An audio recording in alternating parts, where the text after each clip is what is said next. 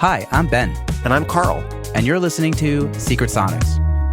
Honest conversations chock full of tactical advice to help you build your dream career in music and audio. Whether it's skill development, mixing mindsets, personal branding, or work-life balance, we talk about ways to help set yourself up for success in the ever-changing music industry. Let's get started. Hey, everybody. Welcome back to Secret Sonics. I'm here with Carl, who would normally say, hi, Ben, and I would say, hi, Carl. But we just found out that Steve Albini passed away at the way too young age of 61. And so we just wanted to say rest in peace and acknowledge that it's a bit of a sad day for the audio community.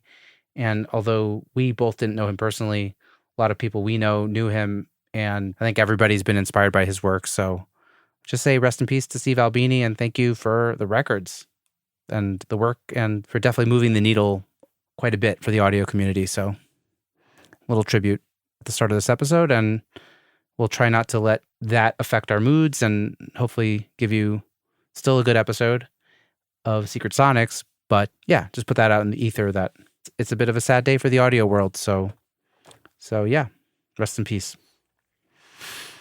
Yeah. Carl, you want to add anything to that, or we're good with that?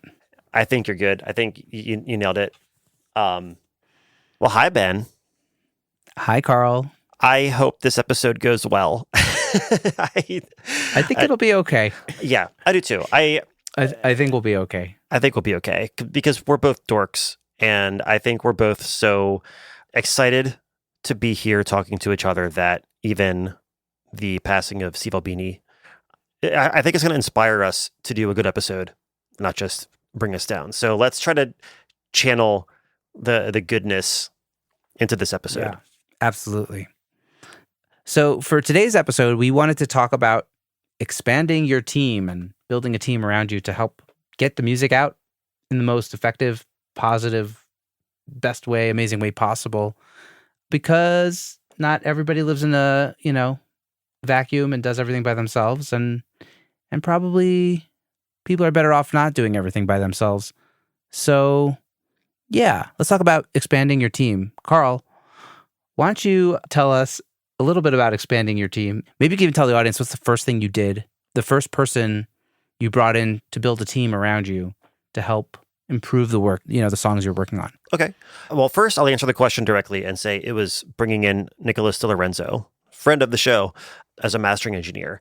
But I do want to quick pause and say that, we did an episode together a couple months ago, a year ago maybe, where we talked about like delegation, and that was a bit more of a practical episode. And what I want to try to talk about, at least for myself, I'd like to get more into like the personality and like the emotional side of building a team, not just the logistics of delegating tasks to somebody, but like the actual interpersonal aspects of team building, and talking about like interpersonal relationships. Nicholas is the man, right? And I think his personality is what made me want to bring in an outside mastering engineer.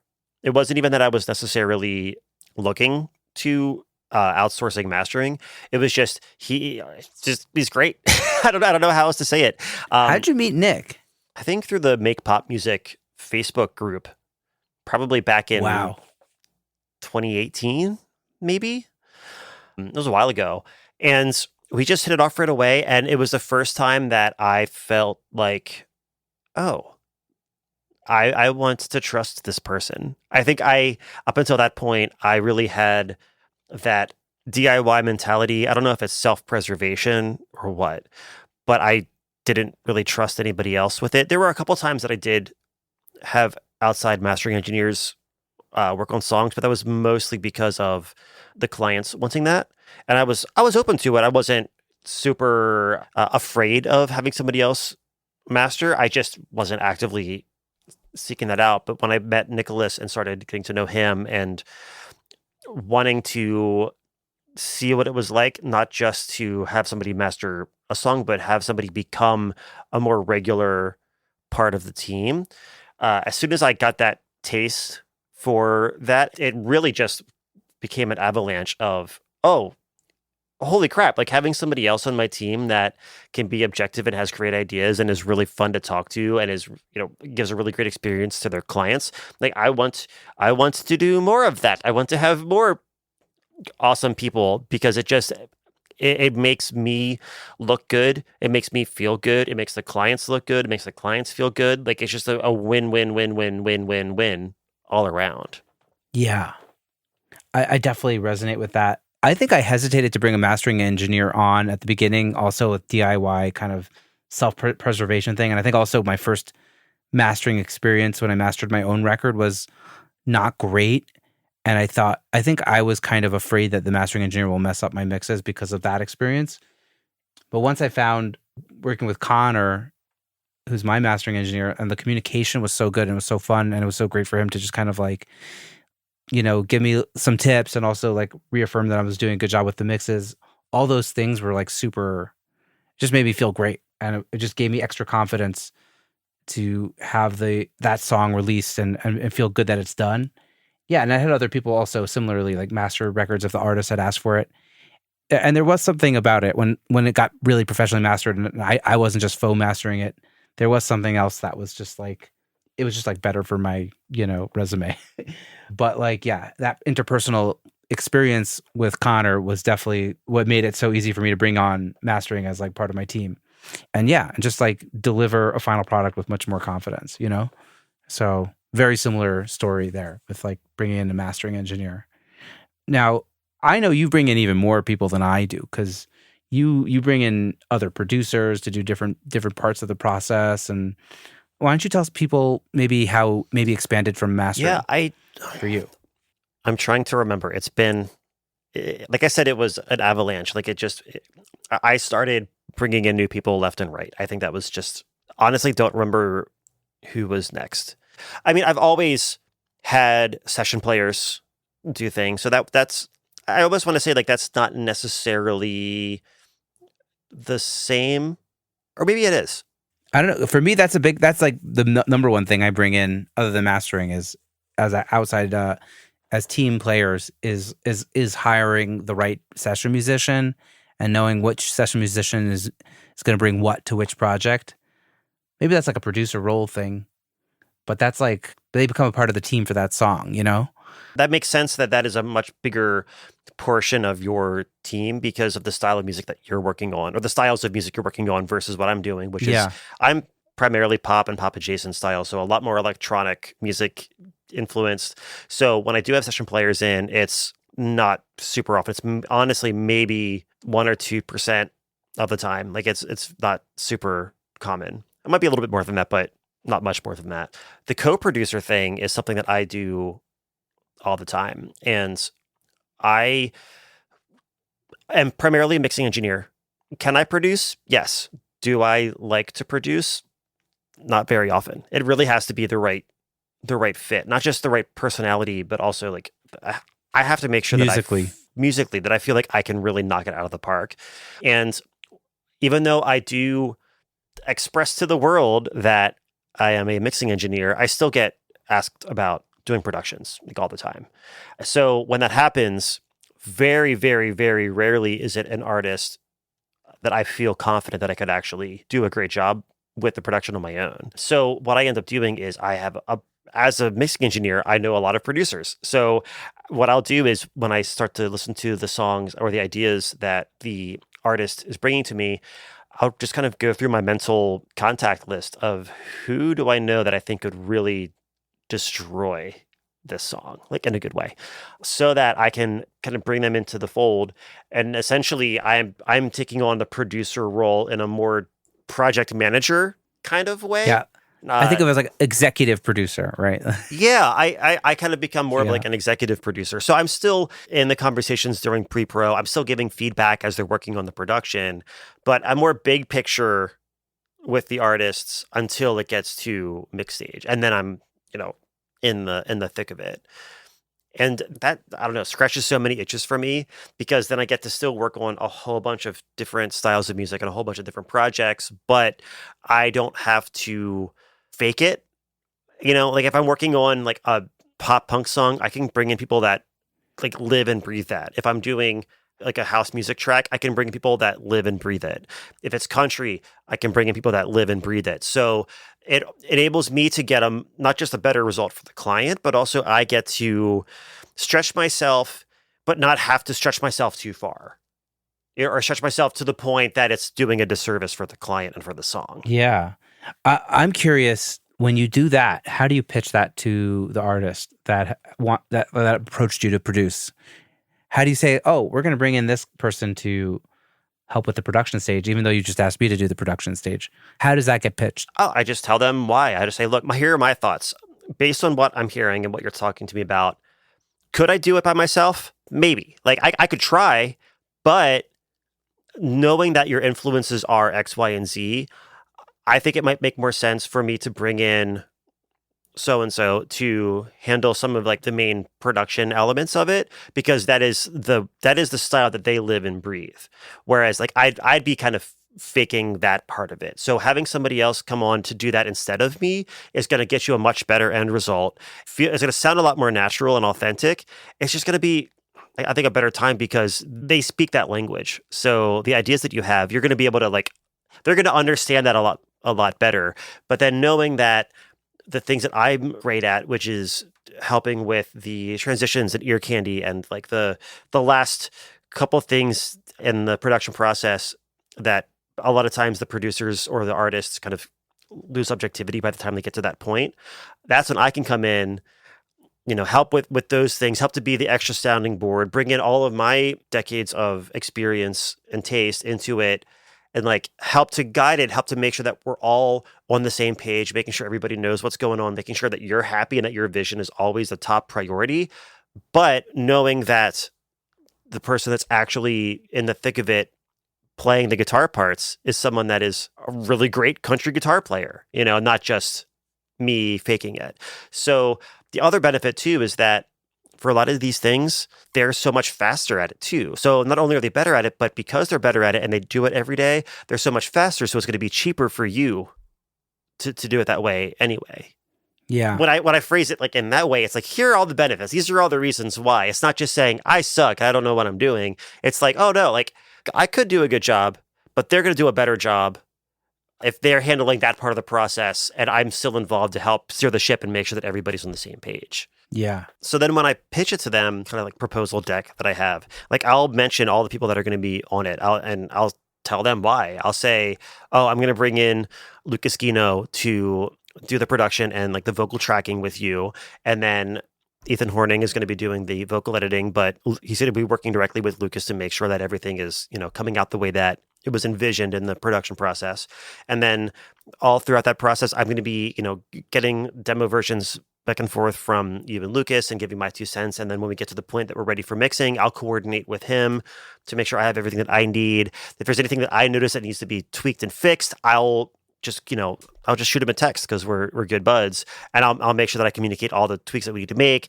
Then when the mix is done and we're ready for mastering, we're going to bring in Nicholas DiLorenzo because, he is not only just like a giant teddy bear, but also he's a badass mastering engineer, and he can help to just give that extra objective quality assurance at the end, just to make sure that he catches any of the things that I might have missed, because I'm human. I don't itemize the prices. I don't say, oh, well, to have Lucas involved, it's X amount, and then to have Ethan involved, it's X amount. I just say, this is the team, this is the vision, this is like the experience that you're going to be going through along the way, and like kind of like who we're going to be working with along the way. And for all of that, here's the price. And I think that's what enables me. That's what enables me to do that, because I'm not allowing them to decide what part should cost what.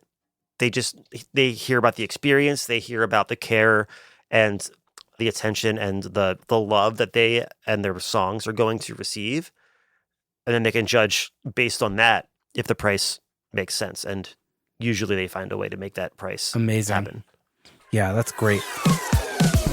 Hey everyone, friend of the podcast and Grammy-nominated engineer/mixer Travis Ferentz hosts Progressions, Success in the Music Industry. It's a podcast exploring creativity, productivity, and growth in music. Travis has set out to document his own journey and bring those valuable lessons to you to apply to your own career. Join in each week for conversations with some of the industry's best and brightest about the mindsets and strategies that they use in their careers every day. Whether you're feeling stuck, digging for inspiration, or just looking for a mix tip, Progressions is probably for you. Go check it out wherever you get your podcasts or click the link in the show notes. On a mix, when you're just mixing a song, what does the extended team usually look like? Is it usually just mastering? Sometimes, I know sometimes it's not even mastering. What else might you bring in? Most of the time, it's my assistant Ethan would do like the mix prep.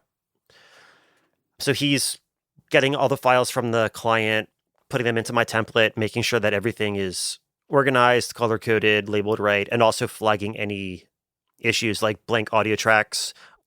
Sometimes if somebody sends a file and they unintentionally didn't solo the part and like, oh, the snare track has the entire mix in it. You know what I mean? Like that kind of thing. He'll flag that for me.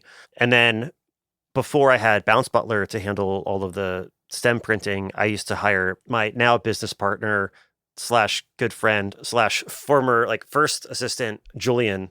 I had him literally like log on to Zoom with me, and I would give him remote control of Zoom like at night because I had young kid and he was in his late 20s and just living the life. So he would just like watch Netflix and then and then like export files like through Zoom, like remote control. So it was oh my God. It was like TeamViewer or something. Basically, yeah. Like I would just share my screen, give him remote control, and then I would go to bed or go do dinner or whatever it was. So now that Bounce Butler has replaced that particular part of it, it's still at least usually Ethan and myself, and I'd say like not all the time, but quite a bit getting Nicholas involved too. Which Amazing. I think even that, when COVID first hit, especially, and Julian was doing all of the preps and was working with Nicholas a lot, that was a really interesting selling point too, because I would say, oh yeah, I'm even on just a mix, the team is in 3 countries because Julian's in Montreal, I'm in the States, and Nicholas is in Melbourne, Australia. Australia, yeah. But everybody speaks English. Everybody speaks English, so. Yeah. But when I would do, like when I sent out the proposals for like full productions, a lot of times the co-producers I'd bring on are from England. So I would end up saying like, oh yeah, and just all throughout this, like, your song's going to be going to, 4 different countries on 3 different continents before we're all done. That's amazing. So yeah. The international selling point. yeah. So, and there were, especially in, 2020, 2021, that was a very novel concept for a lot of artists. So that became like, if nothing else, was a really interesting differentiator because it's like, I've assembled a team of badasses and they're from all over the world. And like, I brought them in because of who they are and what they contribute to the team, not just because they're the person that happens to live down the street from me and applied for an internship. Yeah, I love that. So I'm jumping in my mind to like hiring session musicians or whatever, because that's just kind of more of what I do. Because I don't actually have I don't have a mix assistant. I kind of do all that stuff by myself. I have a mastering engineer, and I do hire out sometimes also for tuning vocals, depending on time frame, budget, and how things are. I try to, if I can, I'll hire out for tuning. I've used Lucas; he's great. So like, yeah, it was just the international thing is what made me think about it, because I've hired like drummers and musicians and like all over the world, and it's pretty amazing. And I'm working with one artist here in Israel, and just like over the course of 2 songs, we hired 2 different drummers. One was in England, I think you know him, Joe Montague. Yeah. And another one was here in Israel, and it was just a drummer that I played with Alex Clare, who I just felt was the right drummer for that song. And they just brought totally different vibes to the tracks, but they were completely different tracks and needed totally different things. And they both turned out great and in such different ways. The artist was like, "Oh, we could hire Joe again for this other song," and I was like, "I love Joe, but he's not the right drummer for this song." Yeah, and like, but Joe was so the right drummer for the other song, So it was just like, it's just great to like have a feel for who does what, and just like know what like Joe is so good at that Beatles kind of like upbeat sort of thing. It was just like it was epic. And for this other song where I wanted something to sound like a little, I don't know, not the Ringo thing, like something more like classic, maybe like natural but expensive sounding open sort of thing. This other drummer was like the perfect choice for that song. Just knowing which goes where is like a big part of what it is, and then telling that to the artist, like, this is why I think we should hire this particular musician, or like sometimes it's a string arranger or all kinds of things. Yeah. Yeah, like I hired a slide, what's it called? The pedal steel. Do that more often, pedal steel. But I hired a pedal steel player somewhere in America, which was great. So just like knowing what to do and how to do it is just like such a big part of me bringing more people into the fold to make the song like the best possible version of itself. Yeah. So yeah, and it could be from anywhere, right? It could be from all over the world. Yeah, and which is crazy. Something that I think surprises people when I tell them that I do this. I hire other drummers for sessions. I was a full-time session drummer for a long time. Like that was my that was how I, paid the rent. That's how I put like a, down payment on a house. And what's crazy is that one of my favorite things to do is hire other drummers. And it's for the exact reason so cool. that you're saying. Like when it's something that is, if it's like big rock, like I know I need to hit the cymbals really, really hard, but also get like a lot of tone and character out of it. And I have some weird ideas for how I want to actually process it. I'm going to be the one playing the drums. I'm going to hire other engineers to do it because I don't want to be engineering it myself. So I'll even like have other engineers, other producers help me with that in that sense. But there'll be times when I'll hire somebody like Tomas Shannon, who I love and has this really great the kind of like the Wolfpack kind of really super dry thing. Mm-hmm. That, like when I need that kind of vibe, like call him in a heartbeat, because that's something that I know I can't do very well. I could maybe do it if I really tried, but it's going to be a lot of work and experimentation that I just realistically don't have time for. And I know he's going to nail it. So that's, even as a drummer myself, I still outsource drumming to different people depending on what it is. And having that international network of players that I know can bring really great ideas and tones and perspectives to the track, like that's huge. And I think that getting over the ego part is probably the hardest and most important thing to do when you're trying to start building that team. It's getting over the fact that you're not going to be the best at everything. There are going to be parts of the process that you're going to be the best at. And like, I don't think I'd really trust anybody else to mix. I'm not saying I'm the best mix engineer, but I know like that's probably where I'm the strongest. Yeah, when you're involved in the project, that's what you want to do. Yeah. But there are a lot of things that I'm not the best at. And I want to be the first person to admit that, and also the first person to surround myself with people that are really good at that thing. So that way I can just have a better person on the team. Yeah. And there are instruments that I play that I will delegate for, and I don't always delegate for. So like, if it's a guitar track that I can pull off, then I'll probably just do it myself because it'll be cheaper for me and the artist, and we'll just get it done right away. But if it's something that I can't do on the guitar, then we're going to hire somebody, and we're going to hire the right person, because I know a few people that do guitar really well and have different strengths. Yeah. And same with keyboards. Like I can play a lot of keyboard parts, but I'm not like the best piano keyboard player. And so depending on what the part is, we may hire like someone that's their specialty. And so it just kind of all depends on the song and like who I think will deliver the best for the song. There hasn't been bass parts that I've had other people come in for, but I don't really work on genres where my bass playing doesn't make sense, but there definitely are genres that if I was working on, we'd have to, like, I'm not going to play upright bass on your song, and I'm not going to, if you're going for something that's like jocko-y or fancy, it's probably not going to be me. But most stuff I work on is more fundamental, like holding it down sort of bass playing. So, and also I feel like those kind of artists are probably not going to be reaching out to you for that anyway, because that's not really what you're trying to put out into the world as your thing. Yeah, that's right. Although I wouldn't mind recording an artist like Corey Wong or something. but yeah, totally. Yeah, I wouldn't mind working on that stuff as like a mixer or engineer. But as a producer, yeah, totally. So kind of, I know we're getting close to the end of the episode, but I wanted to say, like, do you have any last minute little nuggets of wisdom that you want to share about what it feels like on the other side of letting go? Like once you've let go of having to be the one and only person on a project, like, can you describe the feeling from the other side? Just joy. It's that human connection thing. It's the joy of working with other people and bringing the synergy of having more people involved and making it that much better. for me, it's always a joy to work with more people. The more people are brought onto a project, usually the better. Usually peaks at like 5 or 6, I would say, on on like the typical song I'm working on. So like it would have been just me and the artist, right? Maybe 7 years ago. And today it's me, the artist, definitely a mastering engineer, and then probably also a tuner, and then maybe a session musician or 2.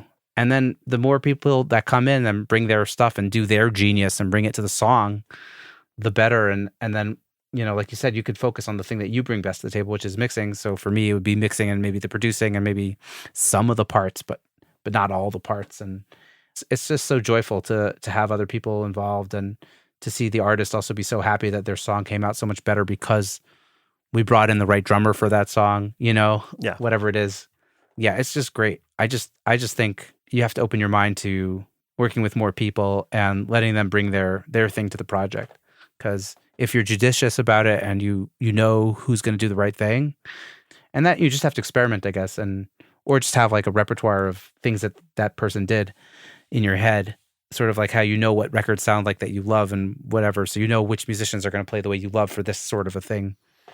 If I'm making any sense. But you are. It's great. Yeah, it's amazing. It's a joy. It's a joy to bring people onto the team. It is, and I would say I want to leave the listeners with this. If you're considering trying to find somebody else for your team, but you just feel like you don't know where to start or you don't know anybody, honestly, just ask us, because I feel like between Ben and I, we know so many. I mean, realistically, like we know so many people that do all sorts of different things. And I know for myself personally, I love being the connector of just like, oh, you need a sax solo for like a synthwave track? Cool. Call my buddy Corey. You know what I mean? Like I love just being the one to help to make those kind of connections, and I do it all the time. So I would say if your only hesitation in building out your team is just not knowing anybody yet, I don't want to speak for Ben, but at least for myself, just send me a DM and tell me what you're needing, and if I know somebody, I'm more than happy to make an introduction. Oh yeah, same. I love that. That's a great call to action. Yeah. Let's bring some of our teammates into the fold of our listeners. Yeah, exactly. So send us some messages because we want to help, because it is joyful. Yeah. Like exactly what Ben said. It is joyful and it is fun. It is rewarding, and we learn so much from the people that we're surrounded by, and we meet so many more people. We see so many new perspectives. Like there's only positives. Yeah. It's like music brings people joy, and then like human interaction brings people joy. So like the combination of that is just the best. Music production is a social sport, and treat it as one. That's a great quote. I'm going to think about that. Yeah, we should. We're going to make a t-shirt. Yeah, I was going to say like a coffee mug. This is like our first swag. Yeah. It's the nerdiest swag ever, but yeah. All right, Carl, this is great. Thanks for doing this episode with me. This was a fun chat. Yeah, you're awesome. Thanks for talking to me. You're great. And bye, Ben. Bye, Carl. We hope you enjoyed this conversation as much as we did. If anything here resonated with you, please share this or your favorite episode with a friend. And as always, we love to hear from our listeners. So find us on social media at Secret Sonics, at Ben Wallach Music, and at Carl Bonner. Until next time, bye, Ben. Bye, Carl. That was good. I think the outro was great.